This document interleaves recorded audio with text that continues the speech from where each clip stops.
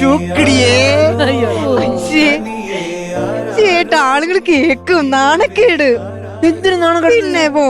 എന്റെ കുഞ്ഞിനെ നാട്ടുകാരെടുക്ക് വിളിച്ചു പറയുന്നത് ഞാൻ എന്തിനാ നാണം കിടന്നത്? ഇടി ചൂക്കടി പൊന്നേ, പൊന്നാരി വാവേ, കിങ്ങിണിയേ, പിന്നെ കിളിക്കിഞ്ചിണ്ടി, ടിക്ക് ടിക്ക് ടിക്ക് ടിക്ക്. അച്ഛനൊരു ചവിട്ടുക, അച്ഛനോട് പുറത്തോട്ട് വരുമ്പോ ചവിട്ടും പോടുന്നു.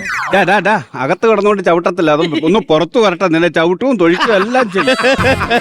ഇയാൾ ഈ പറഞ്ഞ എല്ലാം അതിനകത്ത് കിടന്നുകൊണ്ട് അത് കേൾക്കുകയും ചെയ്യും.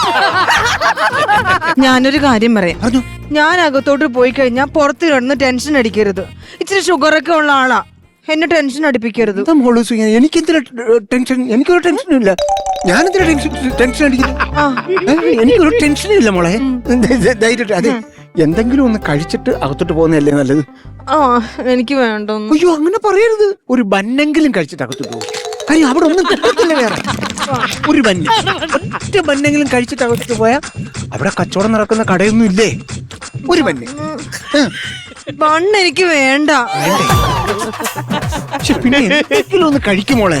ഒരു കാര്യം ചെയ്യും, അച്ചപ്പം ഒരെണ്ണം കഴിച്ചാലോ? ഒരു അച്ചപ്പം മേടിച്ചാലോ? ഒരു അച്ചപ്പം കഴുകി ചക്കരെ. അച്ചപ്പം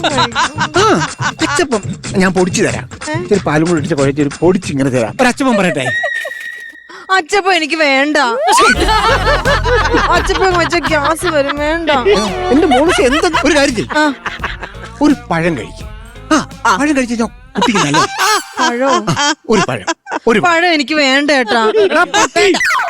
ഇത് ഞാൻ എങ്ങനെ തിരികെ കൊണ്ട് കേട്ടോ? നീ ഓരോന്ന് പറയും, അവള് വേണ്ട വേണ്ടെന്ന് പറയും. പിന്നെ എന്തോരം സാധനം അവിടെ നശിച്ചു പോയെന്ന്. ചേട്ടനോട് ഞങ്ങള് പഴം ചോദിച്ചില്ലല്ലോ. ഇയാള് പറഞ്ഞില്ലേ ഒരു പണ്ണെങ്കിലും കഴിക്കാം? ഞാൻ 2 പണ്ണ് എടുത്തോണ്ട് വന്നോ? കാണിക്കുന്നവര് ഞങ്ങൾ ഇതൊക്കെ അറിയണ്ടേ? ഇതൊക്കെ ഒരു കാര്യം ചെയ്യും, ഏതായാലും വന്നതല്ലേ. ഇത് ഞാൻ എങ്ങനെ തിരികെ അതിനകത്ത് കയറ്റും? ചേട്ടൻ എങ്ങനെയെങ്കിലും കയറ്റി വെക്കും. അല്ല, ചേട്ടനങ്ങ് തിന്ന്. ചേട്ടാ എന്താന്നറിയാ, ഇങ്ങനെയൊക്കെ ടെൻഷൻ കൊണ്ടാ ഞാൻ പൊന്നു പോലെ പൊന്നൂസിനെ നോക്കുന്നത്. ഓ, പൊന്നുപോലെ നോക്കാന്ന് പറഞ്ഞിട്ട് നിങ്ങൾ ഈ കൊച്ചിനെ നടത്തിയല്ലേ ഇങ്ങോട്ട് വന്നത്? അത് ഗർഭിണിയല്ലേ, അതിനെ നടത്തിക്കൊണ്ടുവരാൻ പാടുണ്ടോ?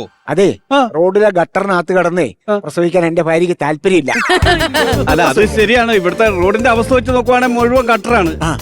നീ ആ വളവ് കണ്ടോ? ഇല്ല, കണ്ടില്ല. പലരും കണ്ടിട്ടില്ല. ആ വളവ് പലരും കണ്ടിട്ടില്ല. അവിടെ ഒരുപാട് അപകടം ഉണ്ടായിട്ടുണ്ട്. പൊട്ടക്കിണറിനേക്കാൾ വലിയ ഗട്ടറാണ് അവിടെ. ഈ കഴിഞ്ഞ ആഴ്ച 2 പ്രസവം അവിടെ നടന്നു ആ വളവില്. ദൈവമേ, സുമതി വളവെന്ന് കേട്ടിട്ടുണ്ടോ? കേട്ടിട്ടുണ്ട്. ഇതുപോലെ ഒരു വളവാണത്. ഇതിന്റെ പേര് പ്രസവ വളവെന്നാണ്. ഗർഭിണികൾ അതുപോലെ വന്നു കഴിഞ്ഞാൽ അവിടെ പ്രസവിക്കും, ഗട്ടറെ വീട് പ്രസവിക്കും.